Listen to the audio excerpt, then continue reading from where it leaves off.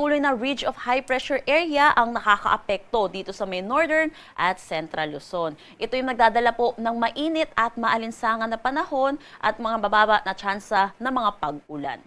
Meron tayong minomonitor na bagyo dito sa labas ng ating Philippine Area of Responsibility. Tropical Depression category at huling namataan sa lahing 2,880 kilometers east ng northeastern Mindanao.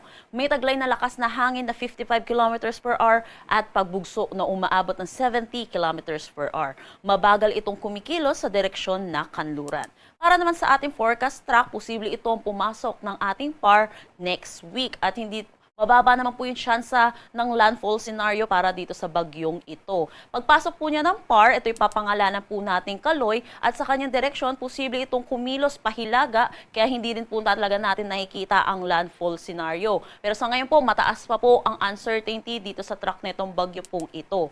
Posible din po ito mag-reach ng typhoon category kaya hindi rin natin inaalis ang posibilidad ng intensification into a super typhoon category. Para sa magiging panahon natin ngayong araw dito sa Luzon, inaasahan po natin buong Luzon ay makakaranas ng mainit at maalinsangan na panahon. Asahan din po natin mababa ang tsansa ng mga pag-ulan lalo na dito sa may northern at central Luzon. Dito naman sa Metro Manila at nalalabing bahagi ng Luzon, posible ang mga isolated rain showers o kaya mga panandaling ang buhos ng pag-ulan lalo na sa hapon at sa gabi dulot ng mga localized thunderstorm.